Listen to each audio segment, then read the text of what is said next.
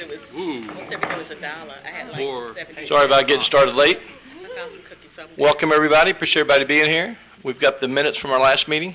Move approval, sir. I got a motion for approval. Second. Motion second. Corrections or additions? Not all in favor, say aye. Aye. Open forum. No cards, Mr. Chairman. Audit report. My favorite time. Greg or David? Who's coming? Both of them. Both of them. The printed report is in your package, Mr. Chairman. You received it electronically about 2 or 3 days ago. Everybody's got that? Yes, sir.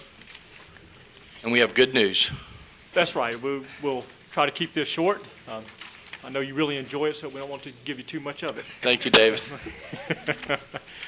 The financial statement package that you have includes our audit report on page 1. The financial statements, including the transmittal letter, the management's discussion and analysis, all that information was prepared by management, is the responsibility of management. Our responsibility is just to give our opinion as to whether the financial statements are fairly presented in accordance with generally accepted accounting principles. So if you look on page 1 of the financial statement package, you will see our letterhead and our audit report. And the third paragraph of that report gives what we call a clean opinion or unqualified opinion, saying that we believe the financial statements are fairly presented in all material respects. So clean opinion again this year. That's the most important thing you wanted to get out of this.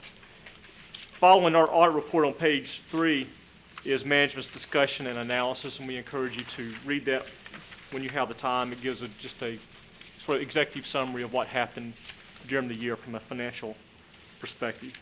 And then following that on page 7 begins the basic financial statements.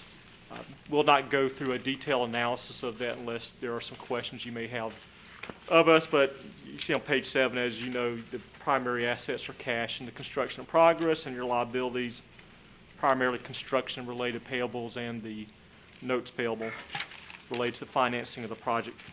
And on page 8, showing the revenues and expenses, you have revenue from CRA for project support payments, and of course the private donation that came in from the students. And your expenses are mostly capital outlay, as well as interest and some professional fees.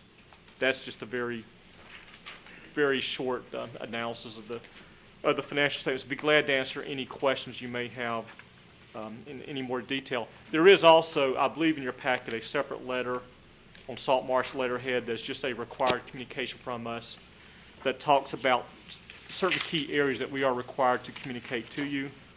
One of those being, a discussion of any new accounting pronouncements. There is mention in there was a new accounting pronouncement relating to fund balance. Did not really have a significant impact on your financial statements because everything is shown as restricted for the public improvements within fund balance. We also are required to talk about any audit adjustments that resulted from our audit. We mentioned in the letter briefly, there is one adjustment that we recommended and management accepted and posted. It was a $250,000 adjustment related to the museum. At this point in time, based on the status of that project, it was management's estimate, after our discussion with them, that no longer should be recorded as an asset, and it has been written off and expensed given the current status of that project. So that was the only significant audit adjustment that resulted from our procedures. Move acceptance of the audit report. Second. We got a motion, a second. Discussion or questions? All in favor, say aye. Aye. Very much. David, we appreciate your work. Greg, appreciate it, especially when it comes back clean. We like that. And I want to thank the staff for keeping the book straight. Nicole, thank you very much. Thank you very much.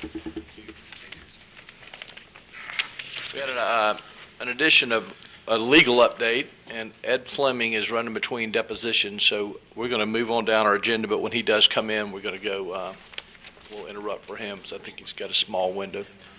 And with that, I'm going to jump a few down the updates and do administration, and Dave Flaherty is going to give us a small update on some things going on in the park.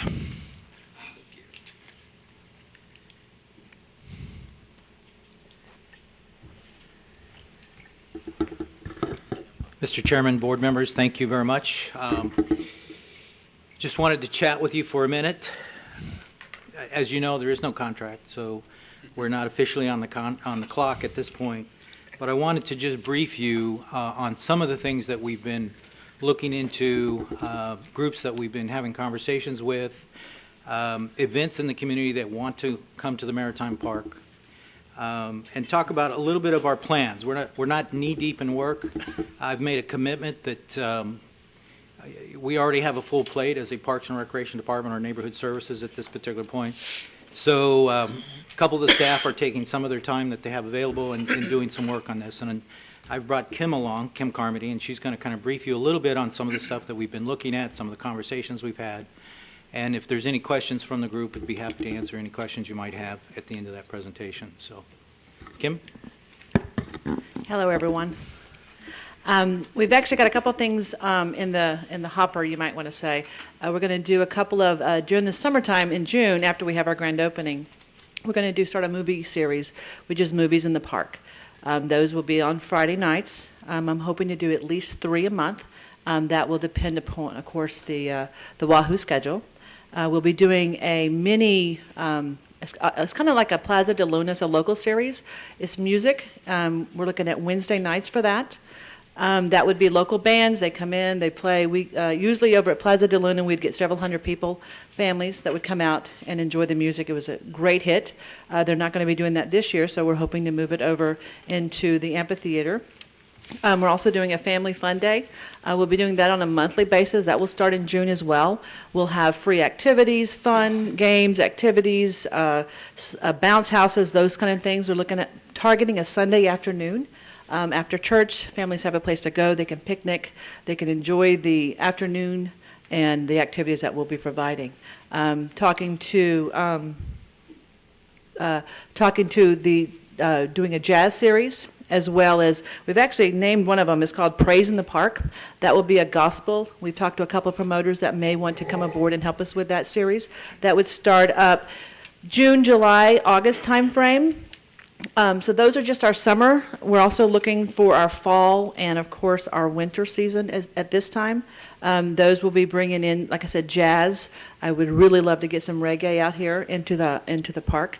And then working with several promoters in this area, as well as AEG and Live Nation, to bring in some of the bigger names that we're looking for having out here. Oh, yes, I'm sorry. I'm working with 2 local agencies for 2 festivals that we currently have, but they haven't been able to grow because of the location they've been. One is Juneteenth. Is everyone aware of that particular festival? It has been held at Fricker. This year it was scheduled for Sanders Beach, and Linda's very excited about bringing that over to the amphitheater to kind of give it a larger scale. And then also working with Grace with Latina Fest. That will be in September. So those 2 have confirmed that they will be coming aboard. Very good. We have questions. Councilman Johnson. Yeah, thank you very much, Mr. Chair. Mr. Eddie Lemix has been doing some jazz concerts at Sanger. I don't know if you might want to contact him, Lemix Bookstore. He's been having some successful jazz concerts down there. He might be a good source. Thanks. We talked to the Jazz Society. This year they're kind of booked, but they've definitely got us on their plate for next year. Thank you. Ms. Carter. Yeah, just it's a great conversation to have, because I was just talking to Dave about Saturday as part of our workshop series. It's about 15 local business people in the community who are very interested in doing events at the amphitheater. They will be coming together, and I was just telling Dave, while we don't have a contract, we should be talking to these people about being prepared, and we just don't want to say anything that isn't truthful, but we want to tell them what we're looking for, and I invite you guys to be there on this coming Saturday at the Improv. We'll definitely be there. Just get us the information, and I'll be there. Thanks. Dr. Jones. You said the Luna Fest is going to go away. Who put that on? Oh, I'm sorry, not De Luna Fest. It's Plaza de Luna. It was a Plaza concert de Luna. on Thursdays. It ran from April to September. And who sponsored that? Last year it was CRA. I did all the booking for that, and so we'll be doing it again this year. And you have what facilities will these groups need in terms of vendors? Absolutely nothing. They We don't- did, Let me give you a kind of an overview of what it is. The Plaza de Luna, it was local bands. We paid about $150 to $200. We secured walk-around characters. That was actually the big draw, to be quite honest. They would call to find out if Mickey Mouse or Donald Duck was going to be there that particular evening. And we had a variety of bands. What we would do is the first week would be country. The second would be like reggae. We had ska. We tried to cover every musical aspect that was out there on every Thursday. We're going to move it from Thursdays and make it on Wednesdays.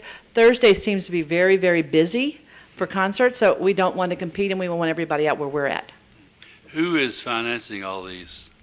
Who is what? Who's paying for all this? I'm hoping to have sponsors for those. And have you got sponsors yet? Or? I'm currently working on that. Okay. Just a reminder, we're just pushing ahead. We have no contract with you. We haven't established a budget yet with the CMPA. So I appreciate your questions, but some of them we can't really answer specifically at this point until we're actually on the ground and running and have a contract with you. So Where is the contract negotiations? What's the status? I'm going to turn that back to. I'll answer that in a minute. Any other questions for Dave or Tim? Dave, real quick, the athletic event that we're working. Yes, coordinating with thank the you. stadium. There's several athletic events that we would like to work with hand in hand with the Blue Wahoos. In fact, we have a meeting with them on Friday to look at some of these events within the stadium. One is Pitch, Hit, and Run, which is a national program for youth. Has anybody here participated in that when you were younger? Nope. Okay, you missed it. It's a great event for kids of all ages. The other one that we're looking at is we're bringing to town. I'm not quite sure of the date, but it's about 150 Dizzy Dean youth baseball teams, and we're looking to work with the Wahoos to hold the opening ceremonies within the stadium. We're not going to play games there, but it's a great place to put all the teams together along with the parents and people from out of town and just have an opening ceremony there. So we're moving ahead with working with the Wahoos. A final comment, and I appreciate you bringing that up, Ed. A final comment is I have in my hand the packet for just the grand opening, a date in June that we're looking at. We're currently working with a committee on this, and the headliner for the event has not been determined, but that's only one page in this packet. And so my point is that it's a huge agenda. It's a day-long event from fun runs to hot air balloons to activities in the park for kids, 2 or 3 different stage areas, including the amphitheater. So obviously you can't see this. We don't have packets to hand out. But the point I'm trying to make with you is that we are off and running. We know what we're doing.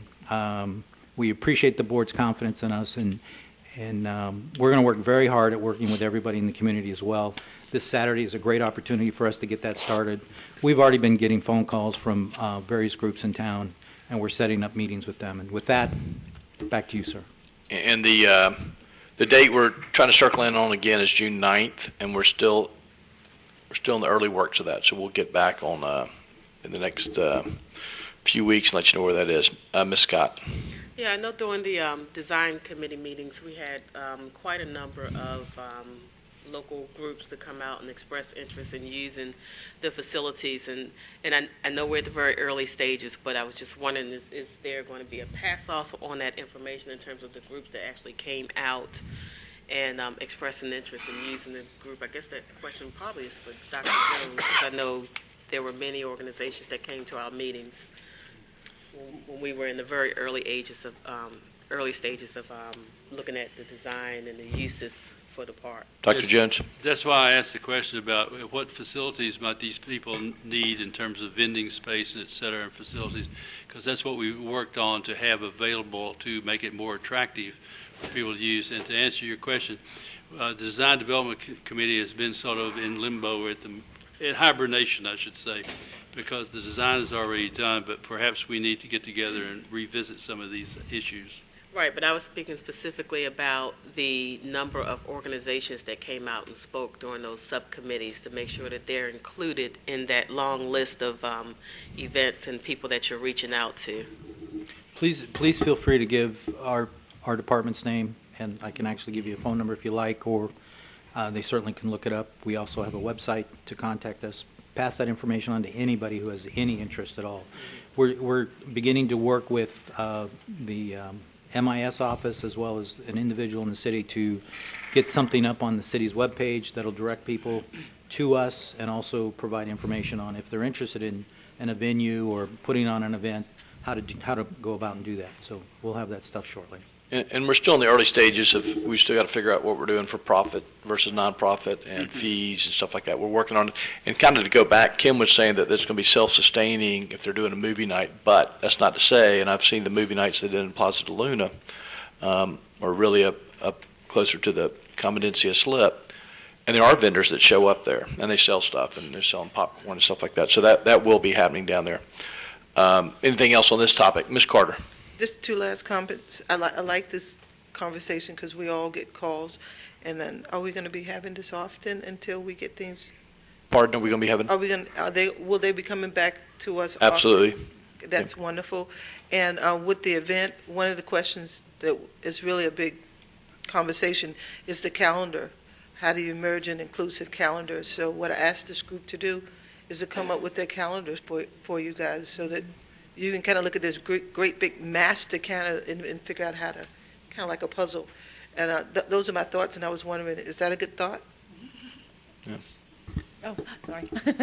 Definitely, because we have a calendar of everything that goes on that we run through, but anybody that has a calendar so there's no conflicting of events and programs, that's definitely a good idea. Yeah. And like David had said, send them our way if you know of anyone that's interested. Because I'm making phone calls right now, and a lot of them that I've chatted with, they evidently had expressed an interest in the past. Yes. So they're very excited. The public's really excited. Lots of activities. It's going to be exciting. Appreciate y'all being here today. I'm going to go off agenda again because our legal counsel has shown up, and I'm going to call. Dottie, did you want to say something about this? Yes, sir. Okay. She does have a card. I saw it. Well, I just wanted, while Mr. Flaherty was here, to thank him for the effort that the city is making towards moving forward, and I think it's an exciting time for our community and especially for this group to see the fruition of all of its plans. I would request that the CMPA officially let the community know that Mr. Flaherty and his group have been awarded or have received the contract. I believe the media did reflect on Mr. Garza's department getting it, but there was no reflection on their having had it, and I think that would help, and perhaps to include the byline or the further information that any groups who are interested should contact Dave would maybe make a more direct way of getting it out to the public than if we word of mouth pass it for it, because I believe that a lot of people have shown up for several years and they're expecting a public release, so the sooner that could go out, the better. And I appreciate that. We're still, and we can do that now, and we're still trying to work out, like I said, the fees and all, and we're still at the contract stage that I'll get back to in a minute, but for now I'm going to recognize our legal consultant, Ed Fleming. Thank you, sir, for being here. And I understand you have a short window. Thank you. Appreciate you working me in, and I actually left an associate in charge who can handle the rest of the deposition, but I appreciate you working me in. Legal cases, lawyers who do trial law will tell you that sometimes a case never looks so good as your initial meeting with a client. And sometimes during discovery, the case gets worse. And other times during discovery, the case gets better. In your case, in terms of your justification for termination of your original developer, the case got better as we went along. In fact, we have a motion for summary judgment that's pending. I believe you all have copies of it. When this case first started out, it was 2/3 of it were based on misrepresentation, fraud, and the inducement. Fraud and the inducement cases are difficult to get summary judgment on because summary judgment is like putting the scales of justice up, and you can put 5 bricks on one side of the scales and put a peppercorn on the other side, and as long as the peppercorn's there, the judge will say, I can't weigh the evidence, I just have to look and see if there's any evidence on the other side of that scale, and there's a peppercorn there, and therefore we're going to have a trial. Because fraud has a mental element to it, an intent on fraud, and has defenses including, well, gee, you knew that what I said was wrong, and therefore you had no reason to reasonably rely upon it, which is a defense to one of the 3 counts we brought. Those are very, very difficult to get summary judgment on. As the case went along, however, MPDP took the position that it had no connection whatsoever to land capital, that it was totally separate and distinct, was not the successor in interest, was not the assignee of Land Capital Inc., and I believe they did that to try to run away from the fraud count. But by running away from the fraud count, they created a stronger cause of action for us, and that's termination because the contract was void ab initio, meaning from its inception, as a result of being awarded to a party that never went through the competitive selection process. The party who went through the competitive selection process was the Land Capital Group, and absent a connection to the Land Capital Group, what right did they have to be awarded the contract? So having awarded a contract to a party, and Judge Rogers in one of her earlier orders summarized this very succinctly and says that the plaintiff is alleging that they entered a contract with the wrong party, an unqualified party. And that's precisely what the evidence has shown, that MPDP did not have the qualifications that Land Capital had represented, did not have the relationships that Land Capital had represented, was an empty shell corporation, thinly capitalized, $20,000 worth of capitalization for a project that private public sections together was over a $200 million project. They were then populated by two members who were equally brand new entities, no credit history, no credit ratings, no assets, no sources of income to speak of. So it was an empty shell populated by two empty shells with none of the credentials that had been represented to get Land Capital the #1 ranking. Under those facts, which are in all material respects undisputed, we are optimistic that the court will grant our motion for summary judgment. We have asked the court to do so on an expedited basis.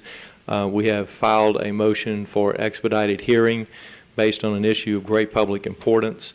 When a contract is awarded in contravention of the competitive bid statutes, all amounts paid pursuant to that contract are deemed, as one court put it, to be a raid on the public treasury. That's more than $2 million that were paid to MPDP on a contract that was void from its inception. The money that we've identified that could be recovered out of that $2 million is $600,000 plus being held by the Magi LLC, which is controlled by Horror Construction. As you recall, under that contract, Horror Construction had a 3% total fee for profit overhead. There was an agreement between Horror Construction and MPDP to split that.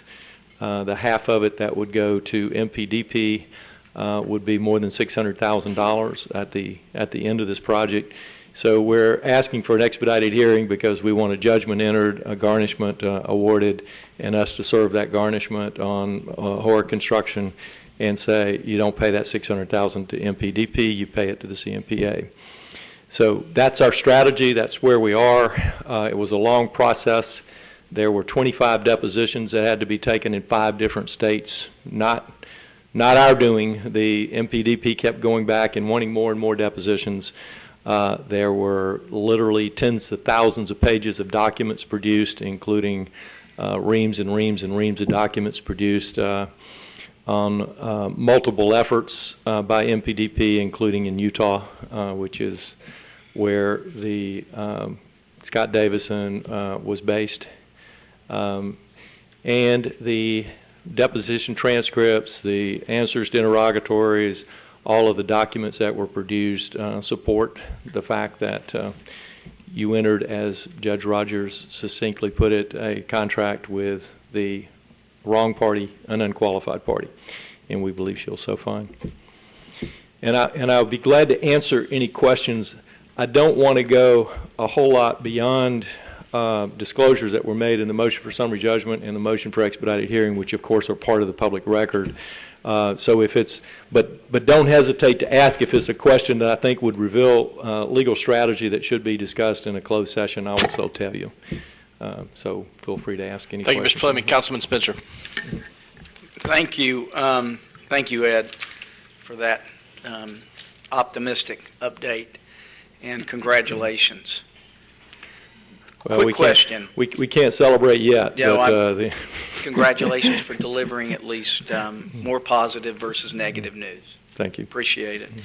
The CMPA soft cost, what I'm trying to do is get a better handle on the $600,000 that currently is what is in some form of an account. What is that account called when it's who has the basically possession of that?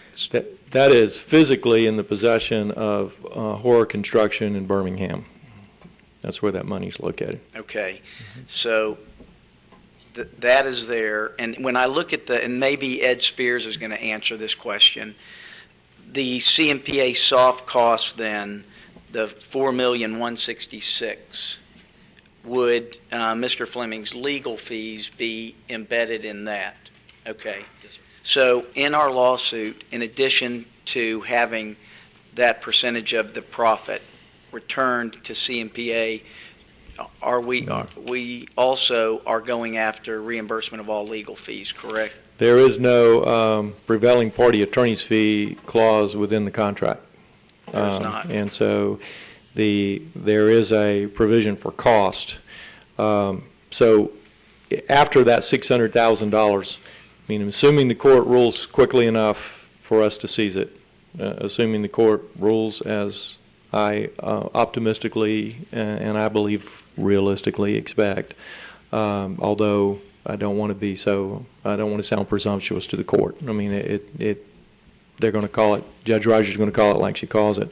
But there will be a deficiency judgment, so to speak, of in excess of or right at $2 million. And MPDP nor either of its partners have the assets out of which to collect that.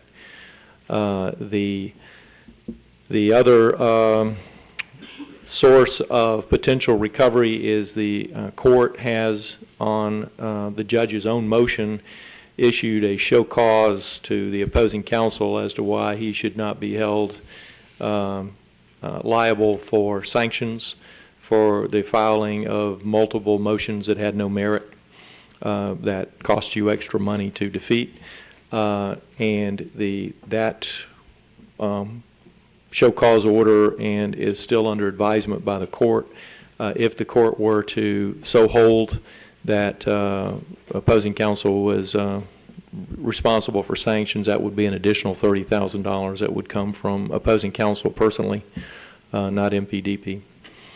And so that's another potential source of recovery. But other than those two sources of recovery, absent a subsequent action to pierce the corporate veil and try to get to Mr. Rodriguez or one of the other so-called financially responsible parties, those are the only sources of recovery I've identified. And that, and the reason I'm asking is this board has been making some recently decisions regarding expenditures, commitments, loans, etc., and we have to weigh in what our possible net is. So that's, fellow board members, that's why I wanted to get that clarification. So the expedited summary judgment that you've requested, what is instead of being optimistic or hopeful regarding what is expedited, how far out there, Mr. Fleming, would be reasonable for us to know a date that we could get an answer? If the court is going to grant that motion, I believe it'll be granted no later than the end of February. It needs to be timely so that money she has time to hear the oral arguments. If she so chooses to hear oral arguments, she does not have to. I suspect, and is only suspicion, I don't have any inside information, and of course you can't in a judicial case, but I suspect that the court will wait until the response to the motion for summary judgment is filed which there's been a request for an extension and an extension granted to January 27th for the response. The court may look at the response, look at the motion, and say, I don't need to hear anything further, I'm ready to rule. And if the court does that, we could get a ruling first part of February. If the court looks at the response and says, there's enough mud in the water, I want to hear oral arguments, then oral arguments, I would hope would be set before the end of February and a ruling made shortly thereafter. Would you say that, though, from a allocation of legal expenses, the heavy lifting's been done? Yes, absolutely. And what about going after the additional $30,000? Is that rather boilerplate? All of the efforts on our part have been done. We're just awaiting a judicial order. So the only efforts that remain for summary judgment is oral argument, and if the response distorts the record, distorts legal cases, and needs to have a reply submitted, the submission of a reply. And after that, everything's in the court's court. Great. Thanks. Thank you. And I should, that's a pretty big thing. And as I've told this board many times, we've caught, in my opinion, a very frivolous lawsuit. And this is what's wrong with the justice system today. And, we're having to defend this, and we paid hundreds of thousands of dollars to do it. But I don't want to overlook something Mr. Fleming said, that the judge has personally asked the other attorney, not the attorney's firm, the attorney himself, to tell us why that's not frivolous, or she's going to penalize him, which is a pretty big deal. You don't see that very often. Is that correct, Mr. Fleming? I haven't seen it in 25 years of practice. He says he's never seen in 25 years that a judge has done that. A federal judge has told that opposing attorney, who we've all seen in here many times, to do that. So, we're caught in a frivolous lawsuit, in my opinion, again. And we've cost us a lot of money, and hopefully we'll recoup some of that. All right, we've got several people wanting to speak. Ms. Carter, Dr. Jones, and Mr. Baker. All right, Ms. Carter. Okay, I just want to, since we're talking about that, in our COR report, it states in Schedule 3, it talks about Magi Construction, and I don't have any law background, but the way I understood it, when the master developer needed help, they brought in Hoare, and they created this new entity, I think an LLC. But we know that was frivolous. Why do we still have, what's the situation with Magi? Why would we aren't they still involved in some way? Well, there's two Magis, and this is somewhat confusing. And the Magi that is the LLC that's controlled by Hoare Construction has nothing to do with the Magi Realty that was part of the Rodriguez, Scott Davison presentations proposals. And so those are two separate and distinct groups. The Magi that is the LLC that has been doing the construction, you see the stadium going up. So they've been doing what they've been paid to be to be done. And I think everybody has been pretty happy with the performance of that group that has been headed by Hoare Construction. Okay, so my last question would be, the way I understood it is Scott was a part of that, and I could be wrong, he was a part of that Magi or that union. Is he now not a part of it? Because I would hate to have him get money inadvertently because they just put it in another name. Do you understand what I'm saying? Yeah, that's what we're trying to seize. That's what we want the judicial order in time to be able to seize that $600,000 plus that otherwise would go to MPDP.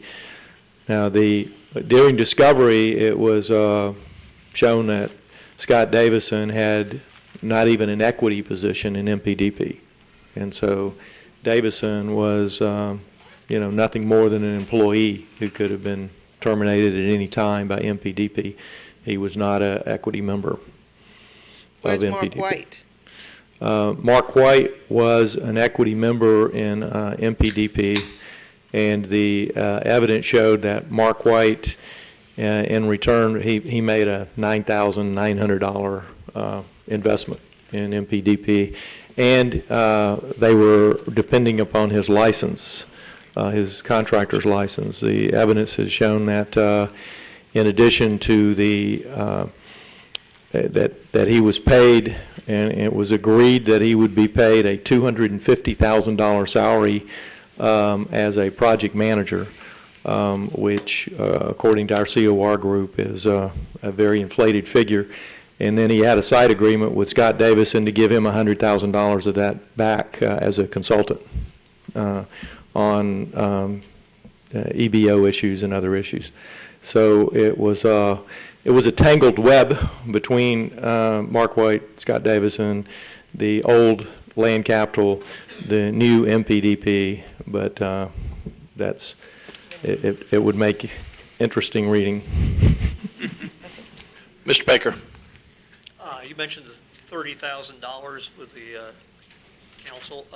Is that a statutory limitation amount? No, that's actually for the specific motions that the court had identified as having no basis in law or fact, that she asked him to show the court why he should not be held liable for sanctions as to the filing of those motions. And I've just identified the fees associated with those particular motions for that $30,000. And you said before, and I just didn't quite catch it, I've been under the presumption that Mr. Rodriguez has been the one that's been continuing to fund the legal effort we're fighting and costing us so much money. We have no ability, did you say, to go back and seek reimbursements? There is the possibility in a subsequent action to file an action to strip through the corporate veil to go after other entities, as being basically alter egos for the shell companies. Is that but basically, I'm sorry, go ahead. Right, that would be a separate action that is distinct from what we have going now. A difficult, costly action. Not nearly as costly as this one. We wouldn't have a part on discussing kind of the litigation budget for that and the chances for success, I think that's something that we could and should discuss in an attorney-client privilege meeting. Fair enough. Mr. Councilman Pratt. I think Dr. Jones. No, okay. He waved me off. Okay. I just wanted a quick clarification. I recall there was about $900,000 that we were supposed to pay them as developer fee that we held. And I'm guessing most of that has gone to legal fees, but we didn't keep that separate within our budget as well. I mean, I guess Mr. Spears would answer that as well, but we aren't expecting that money. It's never left us, but we're not going to release it if this comes back the way we hope. My understanding is that was plugged into your current budget. Okay. So and just that double checking. That amount, Dr. Pratt, is approximately correct. I think it was about $750,000 in future developer fees that you saved, as well as withholding about $200,000 that was in the pipeline for a total of about $950,000. But all that was plugged into the budget, with the optimism that you're going to win this lawsuit. We didn't save it, but we have cost avoidance. Any other questions? Mr. Fleming, appreciate you being here. Thank you. Keep up the good work, and we'll see what happens, hopefully, in the next few weeks. That will go back on schedule. Owner's Representative Steve Dana.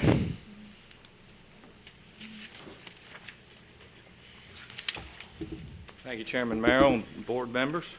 I hope this will be less heavy than that report. But you have our packet that I'm sure you've reviewed. Everything seems to be going quite well with the stadium.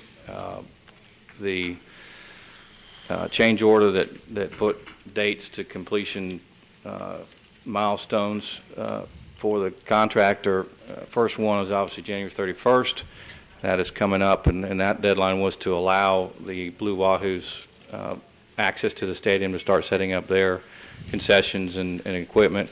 That's already ongoing, been going on for a few weeks now, so they're ahead of schedule on that one.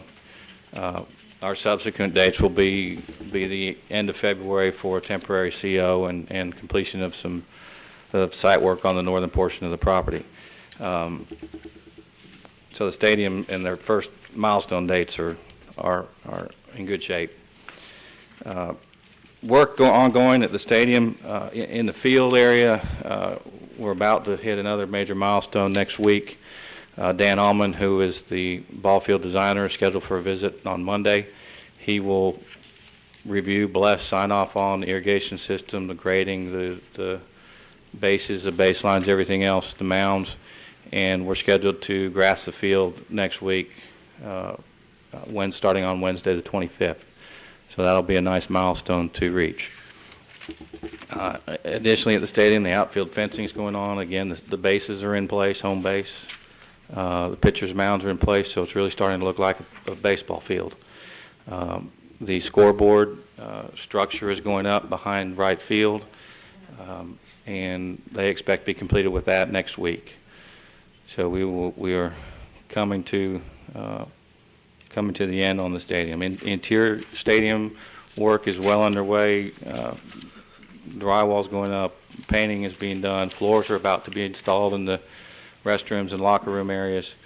So we're in the finishing stages for the stadium. It's exciting.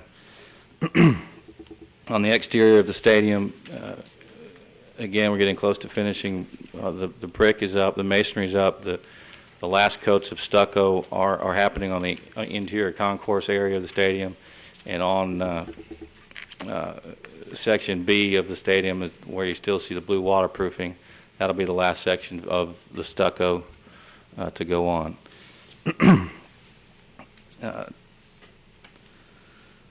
We do have an update from last board meeting on the enhancements of the seating.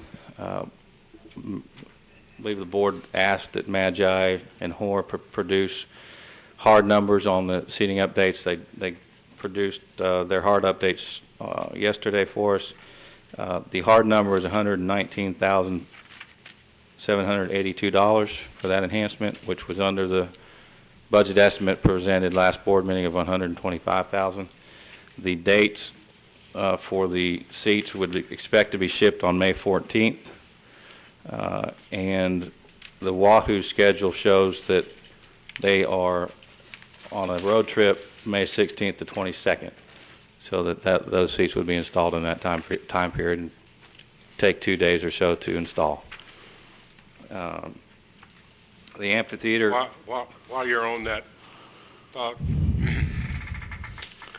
did they or did they not agree, the Blue Wahoos, to spend the $119,000? Contractually, I don't know where that stands, but I understood that was their offer. There's a written agreement that Mr. Remington has presented to Mr. Fleming for his review, and it should be before you at your next opportunity. But that's the one where we would get half the money in the form of a zero interest loan. 10-year loan, yes, sir. So.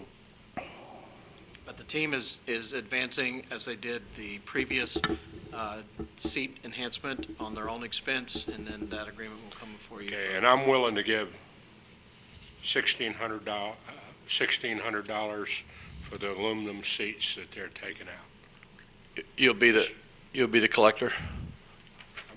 That's a bid he's offered, and I'll do 1601. We've now received over $3,000. So we've now received over $3,000 in recycling and salvage. Mr. Dana.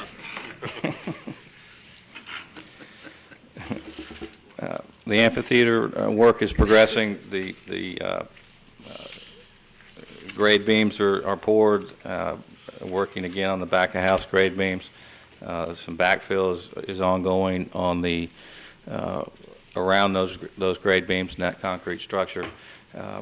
The steel truss work, the artistic portion of that structure is basically built. It's in the Bell Steels building. If you drive down Main Street to the west of the field, you can look inside those warehouses and see the steel the truss members staged in there waiting. It's quite impressive if you want to drive by and see it. So So they're waiting erection, and again, I think scheduled for that is mid-February. The site work is progressed quite a bit. I think all of us have been concerned about the compression of that schedule. They've made some great headway in the last month with the curb and gutter, the installation of the road base on Wibbs Drive, on Museum Drive. The sidewalks are going in on the west side and down to Museum Drive to the end of Museum Drive. We laid out planter beds and landscaping beds in front of the stadium in Section C yesterday. Irrigation is going in. So we're getting close to the finishing stages of that. The bulkhead railing is ongoing. You've probably seen that going up, but it's basically all the way down the east side, almost to the end of the southwest corner. On the east side, we're getting close to probably today. They'll be past the outfield wall of the stadium, all the way towards the amphitheater. So that's nearing completion. Mitigation site work is winding down. It's nearly complete. Just basically waiting on the finalization of permits.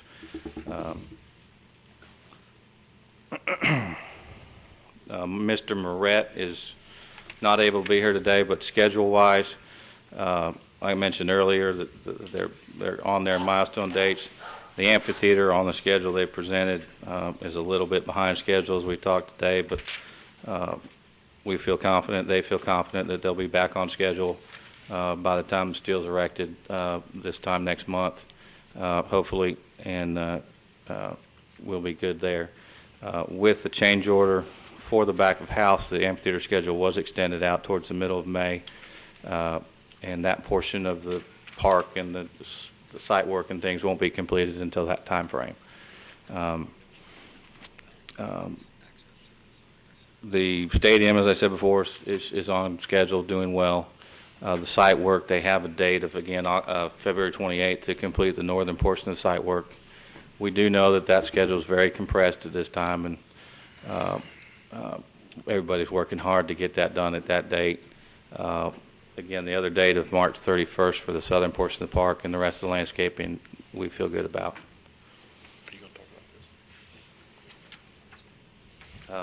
Budget.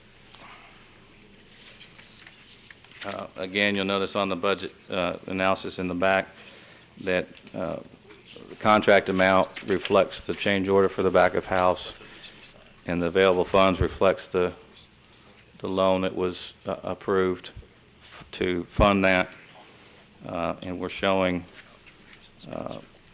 a difference with what we expect to come back through allowances, contingency, and sales tax savings, which our sales tax savings just hit the $300,000 mark that we were projecting. So we actually do have $300,000 now, actual dollars back in hand. It's not, that number is not a projection anymore.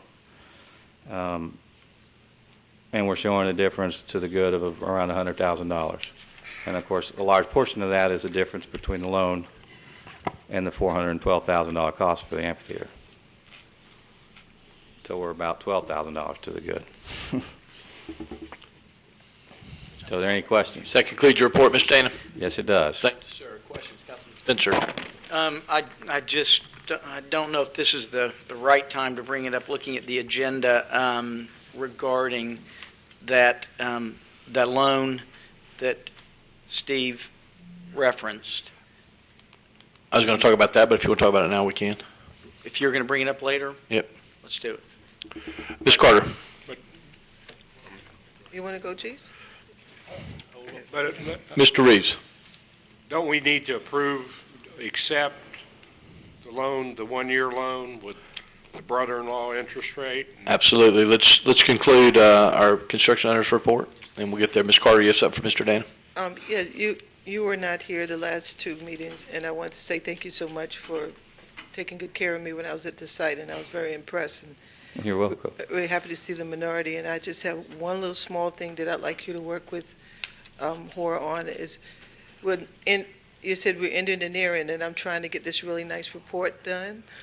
I'm missing some data regarding the jobs, and I think you and I talked about a way perhaps we can do it and make it easy and painless, and it's not required. Would you help me with Sure. that so we can get this done and get it approved by the board? Be glad to. And I'm leaving it up to you guys how you'd like to get it done, and work with you in every way. I'm sure George will work with you too, because we need to do it so we can have it go out with the really nice festivities we're going to have. Can you do that for me? Yes, absolutely. Thank you, appreciate it. Any other questions, Mr. Dana? If not, appreciate it, sir. Thank you. We go under administration. We're going to talk about the loan. We can talk about that now.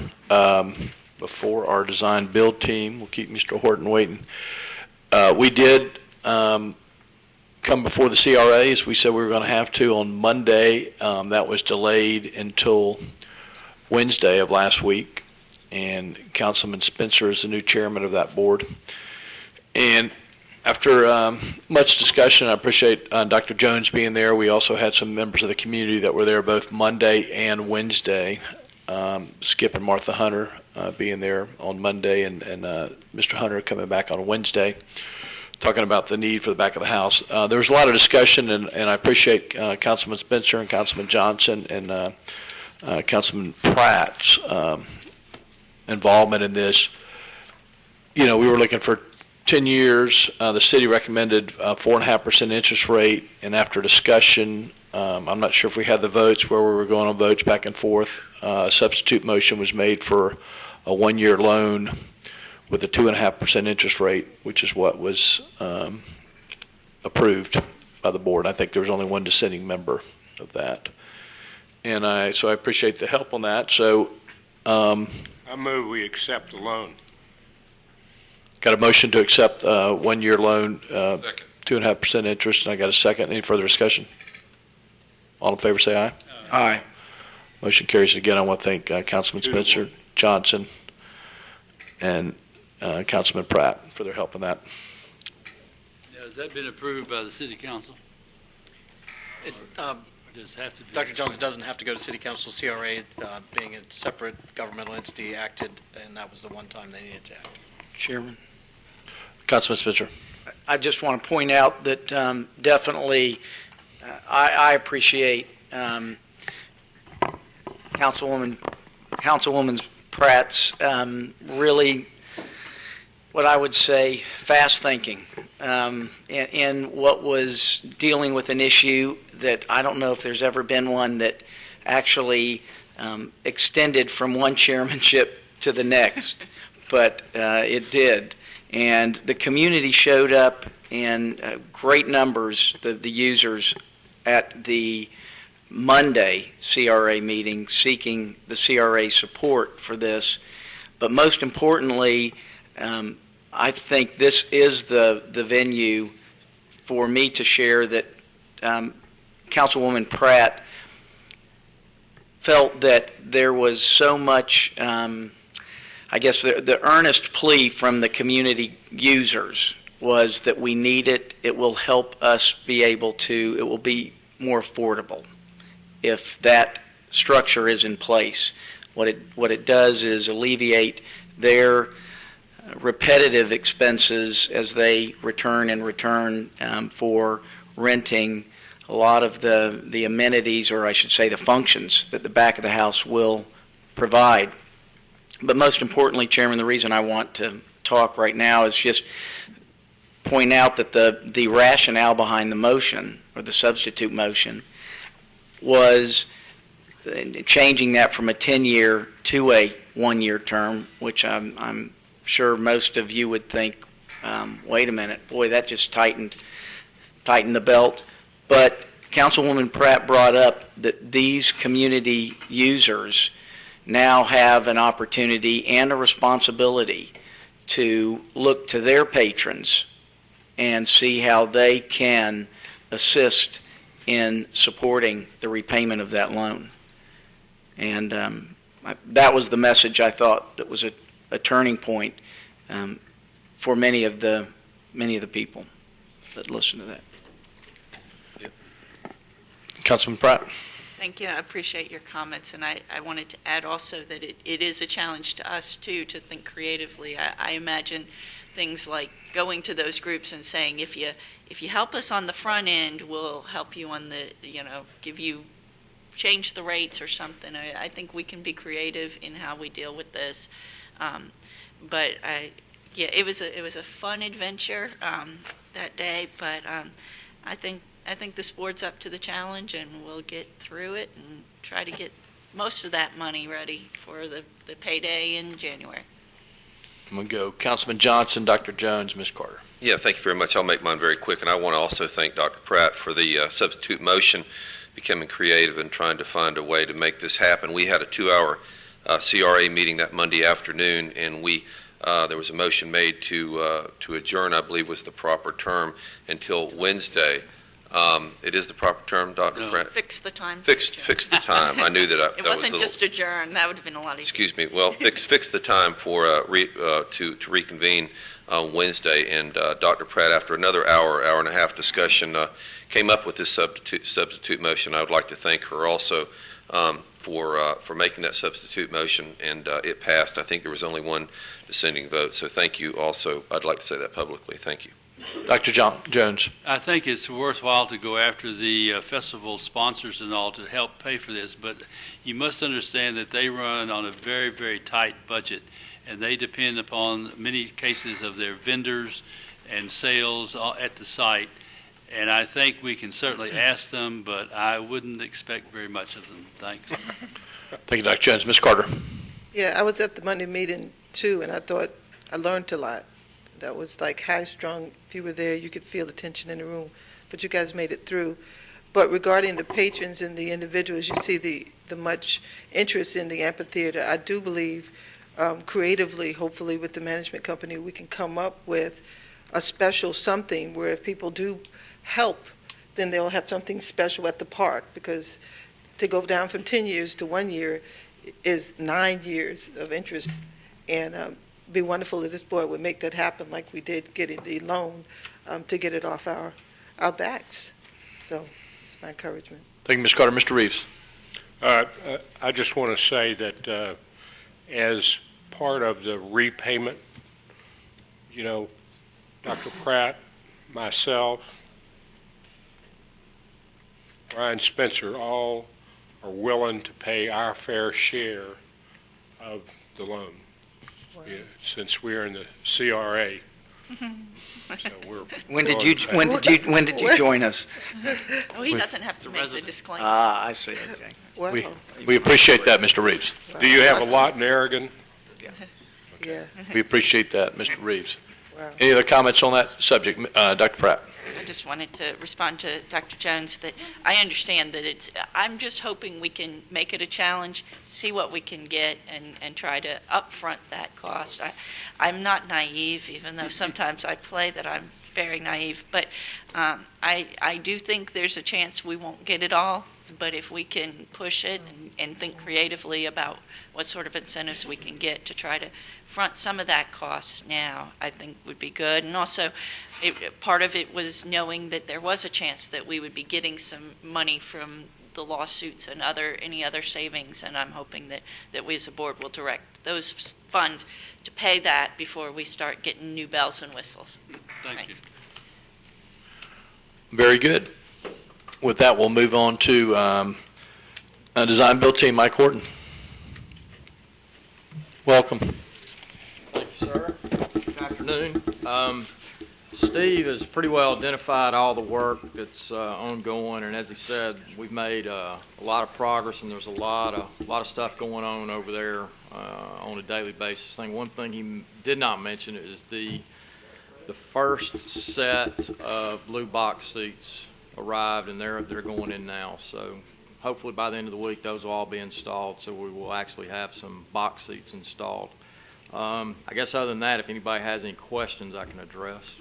And I should say that the approval we got from CRA on Wednesday, we had a meeting with Mr. Horton at 4:30 that afternoon to give him the green light to keep that moving, and we anticipate that being done, as you heard earlier, in May some point. And we, again, we'll talk a little bit about a their last item today on the grand opening, but we'll have that in place with all the luck that will go along with it, but we'll have all that done and ready by the grand opening of the park. Any questions for Mr. Horton? If not, we appreciate it. We'll move along. Thanks, sir. Ed, do you have anything else in administration? Nothing further, Mr. Chairman. Design Development Committee, Dr. Jones. We had no meetings. Any questions, Dr. Jones? Operation Audit Committee, Councilman Johnson. We have not met, have nothing to report. Thank you. Thank you. Any questions, Mr. Councilman Johnson? EBO Committee, Ms. Carter. Yes, a lot of exciting things before we have George come up. We all wanted to keep George in our thoughts and prayers. As many of you know, he lost his dad, and happy to see him back. I'm going to go to the good stuff, George. Yeah, go ahead. I have to say, I am so proud to be a member of this board. I am so proud of this board and this board chair. Our chairman represented us at the prayer breakfast in an awesome way. I got many comments, and Chairman Collier, you were so authentic that people said, wow, it made them like you. They didn't like as a me. joke. He addressed the I guess there's some 300 people there, It was a great crowd. and in a way that said, you know what, I'm here, and I'm being real with you, and we've done what we've done, and we're doing what we're doing, and we're moving forward, and we're getting better. And they said, you know, he wasn't anything but real, and that built a big bridge in our community. Thank you so much for making your way through. You were also invited to be on TV with WBQP. We're sorry we missed you before the parade on Tuesday. We've done well in our community moving forward, and a lot of it because some of these councilmen, these members here, I want to thank, and all of you, I thank you, but the ones that came out, thank you, Juanita, for being at the breakfast, and thank you, Brian, for doing both, being at the breakfast, and he was in the parade, which was funny. He took some of the local individuals in his truck, and you could see he was stressed, and he had 4 youth with him, and that was quite interesting to look at. Thank you, Dr. Bolden, for coming. It really made a difference to a lot of people. I hope I haven't forgotten anybody else. Councilor Johnson, were you there too? I was there with my mom. We were throwing beads. My arm still hurts. I want to say that when Councilman Johnson got to where I was with his mom, they had beads, unlike Brian Spencer, who had no beads to throw by the time he got What happened? to Palafox and government. But I was at the parade as well. But I want to say in general, you guys want to know what the feedback is. The feedback is we are one community coming together. The park's going to happen, and if I'm not here tonight, I want to say thank you. Whoever carries it forth, I want to say thank you from my heart and from so many people. Some things that we're doing, we are trying to finish our progress report. As you notice, we have some things that are missing. Ed and Nicole is going to help me. We did have one little blip that I'm going to let Ed address about some misinformation that's out there. We just want to be clear that nothing that would go out to the community will not come before this board for your approval. And I'm going to let Ed just address one thing quickly, and then we'll get back to the report. Ed. Thank you, Mr. Chairman. Ms. Carr, board members, you may have received a solicitation letter from a company. We were contacted a few weeks ago and asked if we would be interested in providing information for a case study on the Maritime Park to appear in a national level magazine. We reviewed the opportunity and signed off on the case study. Our signature was then taken and placed onto a forged letter that was then sent to yourselves and many other individuals associated with the construction of the park, contractors, different vendors. And my understanding is multiple strong-arm sales tactic phone calls followed after that from this company. The mayor's office was immediately involved in this, and we have received a electronic apology from the company. You will be receiving a written apology from the company, and they have provided us a list of everyone they will be contacting to disclose what they have done and to apologize directly to those individuals for this action they've taken. But just want to let you know it did take place. If you received any of those solicitations, please ignore them. Thank you for that. We will be having a workshop, a series of workshops. I guess we'll pass it around to you, let you know electronically on the next 3 weeks.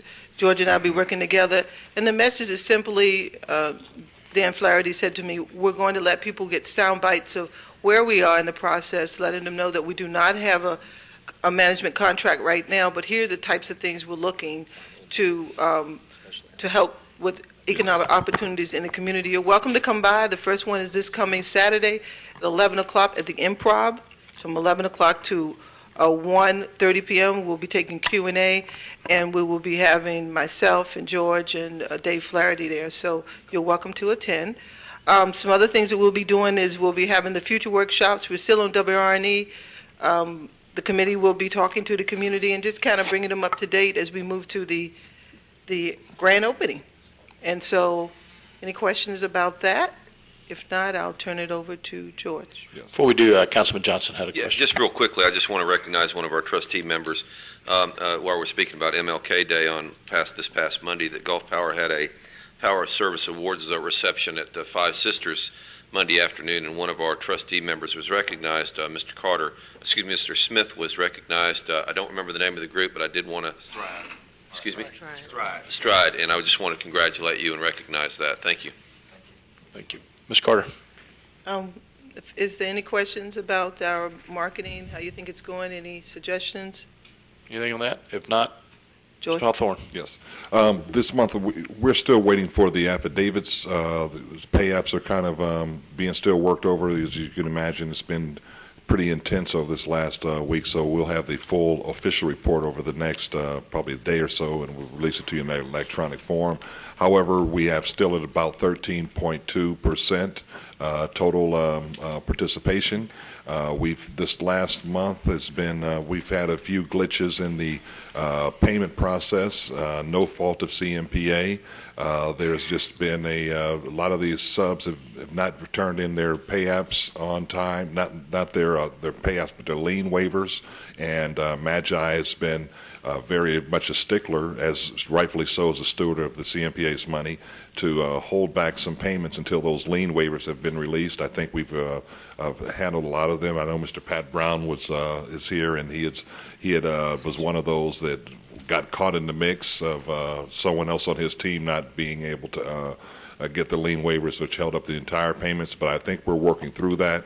As you can imagine right now, it's a very intense construction time out there, and most of my days now I feel like a construction superintendent at these points of times.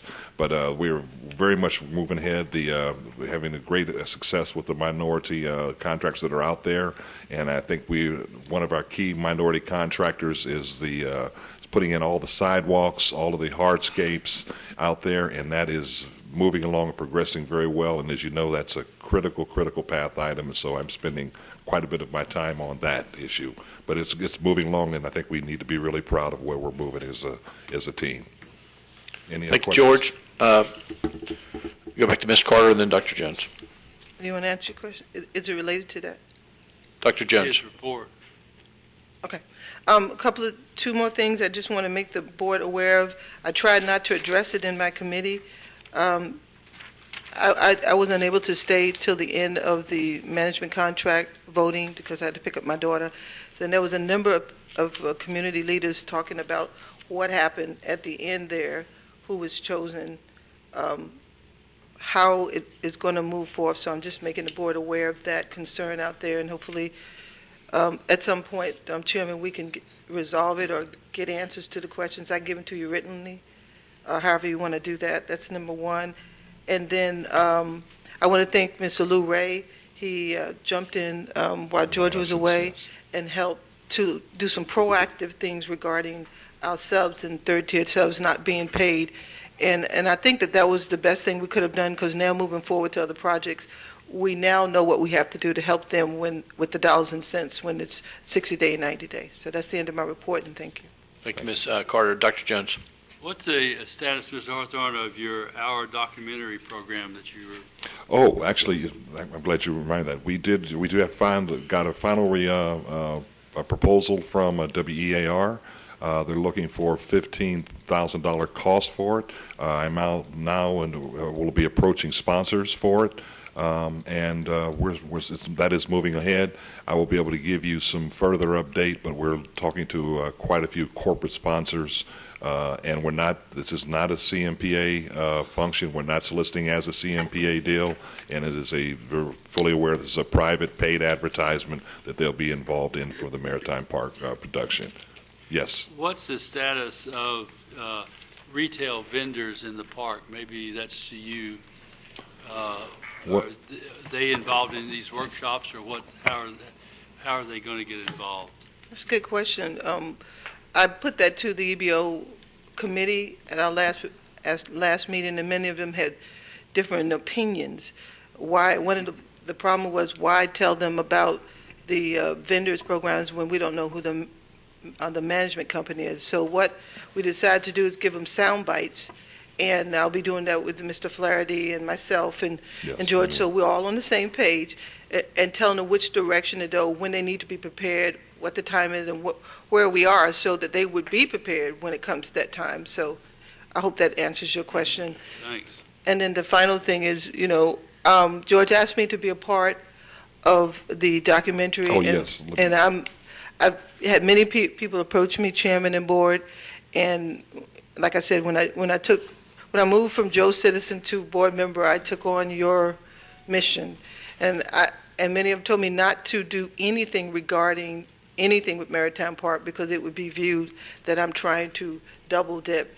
So I have to make you aware that I just don't want to look like I'm doing something that is unethical, or that doesn't represent you well. So I struggle with wanting to help him, and if I do help him, and you so ask me to do that, I will do it free of charge to make sure that, whatever help he needs. But I can't say I feel good about taking any money, because I know that that's going to be an issue and an appearance that perhaps I'm trying to make money off of the park, and I'd like your counsel on that. And I have formally requested that, because Ms. Carter is in the advertising area, to assist in some of the fundraising components of it, and just wanted to make sure that we have full guidance and full disclosure to the board, and we'll proceed as you request, but I would like to have Ms. Carter's help, if possible. Well, you've got a conflict of interest policy that, as a matter of fact, Mr. Spears passed that out again. If you haven't initialed that, you got 2 copies, initial one and give one back, but you just have to look at those guidelines. Okay, any other comments on that? If not, we'll move into our last item, which is the grand opening of the park. As you know, the baseball will be April 5th against the Montgomery Biscuits, and that'll be that's up to the team what they're going to do. And I know they've got some activities planned for ticket holders and other people inside the stadium. We, as the CMPA, as the park as a whole, we're looking at June 9th. And if you'll write that down, that is when hopefully that doesn't change again. The date's changed a little bit. Mr. Dana says we got to give him time for his grass to grow before we put 1,000 people out there to kill it. So that gives us a good date. We're very rough, but we're looking at something around 11 or 12. We'll start with free hot dogs and some food for the public. We want to get as thousands of people down there as we can. We'll have local bands playing throughout the day, kid-friendly activities, some type of major headliner concert in the 7 to 8 range, with fireworks concluding the event after that. So it's an all-day event. At some point during the day, we're going to do a dedication, obviously, and all of y'all that can be there, that'd be great. We have a plaque that's been designed with everybody sitting here's name on it. That's your reward for sitting through here for hours and hours and weeks and years in some cases. But if you will mark June 9th down, hopefully that does not change, as I've stated, and we'll go forward with that. And it's exciting. We're finally getting to an end of this. Any questions on that? Anything else to come before the board? Dr. Jones. Contract with the city for management? Contract with the city. I've been working with Mr. Asmar. We've been going back and forth on some issues. One of them that was kind of alluded to a little bit with Ms. Carter. As you know, Ms. Johnson was one of the people that came before us from Detroit. We had a conference call I actually talked to her. I've talked to her several times. Then we had a conference call with Mr. Asmar, myself, Ms. Johnson, and her son, who does some events in Raleigh, was in Raleigh at the time, patched him in, and we are getting back with her. We might take a visit to one of the stadiums there where she does it. And the city has the contract, as we know, but have heard this board and is in our negotiations of using others, including Ms. Johnson, to book events and make that amphitheater in the park as successful as we can be. And that's where we are. I don't know if that's really the answer. We don't have anything firm at this point, but we're continuing to move forward and have another meeting tomorrow.